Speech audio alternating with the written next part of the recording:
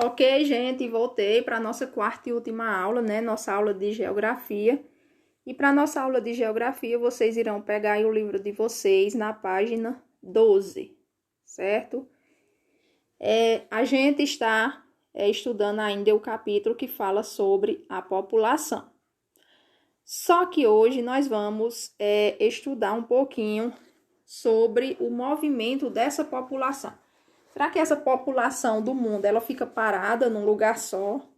Será que ela fica parada ou será que ela se movimenta, que ela se muda de um local para outro? Vamos ver. No mundo existem pessoas que mudam de uma cidade para outra, ou de um estado e mesmo de um país. A esses deslocamentos da população chamamos de migração. Então, gente, olha, quando uma pessoa se muda, ela pode se mudar de uma cidade para outra, de um estado para outro, de um país para outro. Esse movimento a gente vai chamar de migração, porque essas pessoas estão migrando, elas estão se mudando de um lugar para outro. As pessoas que migram são chamadas migrantes. Geralmente, as migrações decorrem de busca de locais que ofereçam melhores condições de vida e oportunidades de trabalho. Muitos migrantes também deixam seus lugares de origem devido a guerras, perseguições políticas, religiosas e até mesmo catástrofes naturais, como longos períodos de secas. Então, olha, são muitos os motivos que levam as pessoas a migrarem. Por exemplo, aqui no Brasil, muitas pessoas migravam da região Nordeste para a região Sudeste. Por quê? Porque a região Nordeste era uma região que tinha muita seca, não tinha muitas oportunidades de emprego, as pessoas passavam muitas necessidades, então elas saíam do Nordeste e iam para o Sudeste em busca de melhores condições de vida, melhor emprego, certo? Só que de algum tempo para cá, essa situação está sendo revertida, porque a gente vê muitas pessoas que estão lá no Sul, Sudeste, querer voltar para o seu lugar aqui no Nordeste, não é? Então, o Nordeste inverteu a situação. Em vez de as pessoas quererem se mudar do Nordeste para outros lugares, elas estão querendo voltar para o Nordeste. Isso aqui no Brasil, né? Muitas vezes, na maioria das vezes, as pessoas se mudam por causa disso, para buscar melhores condições de trabalho. A gente vê muito em outros países pessoas que se mudam devido a guerras, principalmente aqueles países do Oriente Médio, onde existem muitas guerras, muitas perseguições, né? Então, as pessoas já procuram se mudar de lá para fugir da guerra. Então, também em países do Oriente Médio, a gente vê a questão da perseguição religiosa.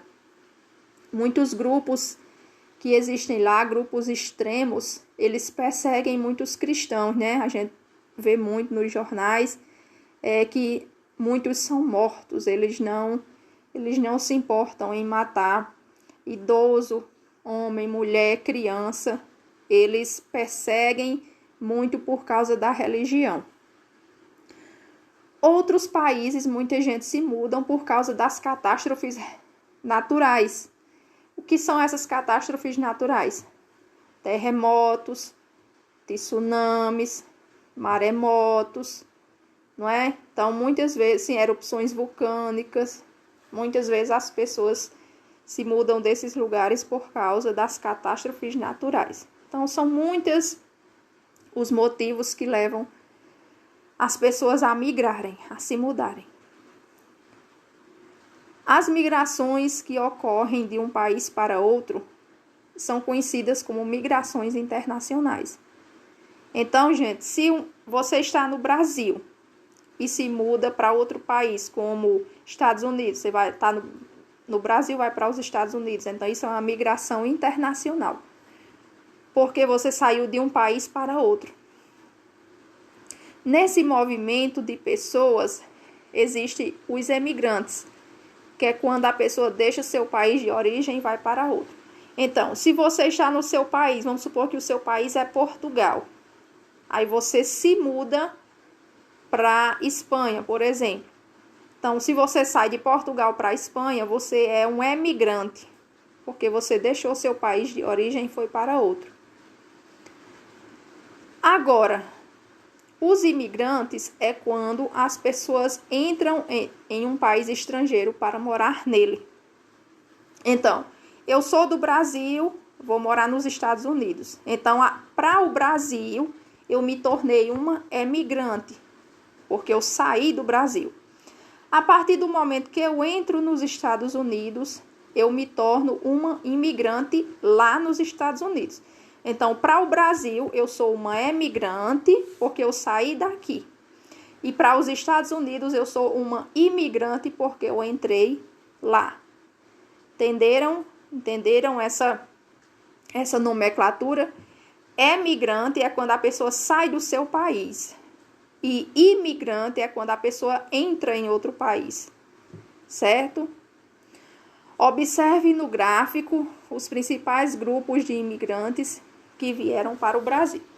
Então, imigrantes são aqueles grupos que saíram de outro país e vieram para cá, para o Brasil. Então, aqui para o Brasil, eles se tornaram imigrantes porque eles entraram aqui no Brasil. Já para o país que eles saíram, eles se tornaram emigrantes porque eles saíram de lá. Agora, preste atenção aí no gráfico. Esse gráfico aí está mostrando as imigrações por nacionalidade, de 1884 até 1993. Vamos ver quais são os povos que vieram para o Brasil, os principais que vieram para o Brasil nesse período. Alemães, esse primeiro aí, alemães, é mais ou menos 150 mil, né? Porque ele está na metade, entre 300 mil, então é mais ou menos 150 mil pessoas. Depois vem os espanhóis, que é um pouco mais de 600 mil.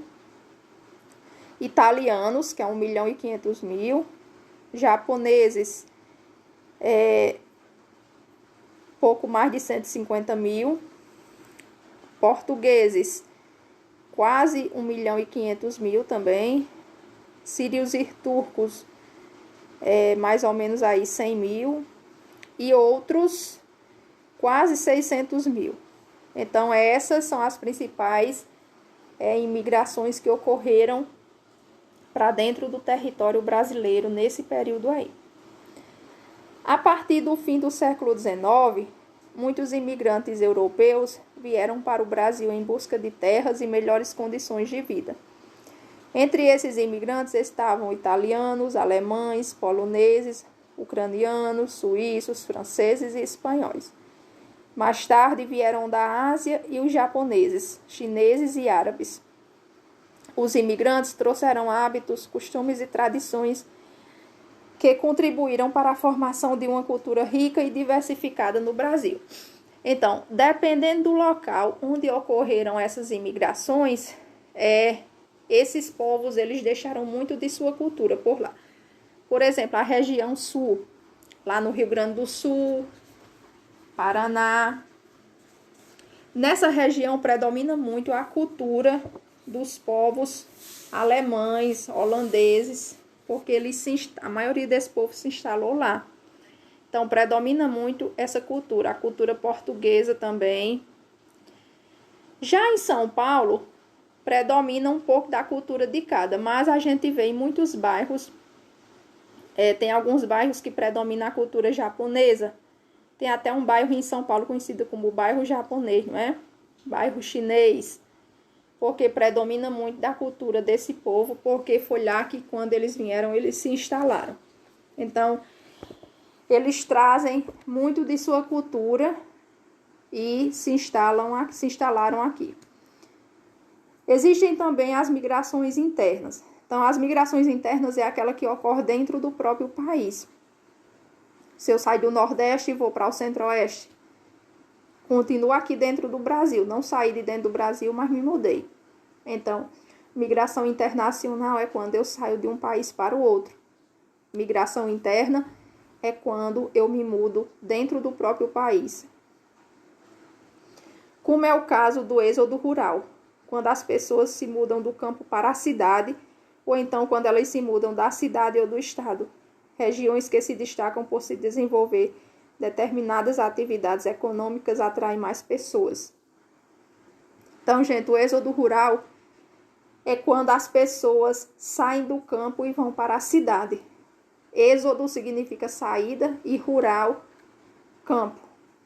Então, êxodo rural é a saída das pessoas do campo para a cidade. De alguns anos para cá, aumentou muito o êxodo rural. A gente vê muito que as pessoas se mudaram bastante do campo para a cidade, porque o campo não estava trazendo mais muito rendimento para elas, então ocorreu muito mesmo o êxodo rural.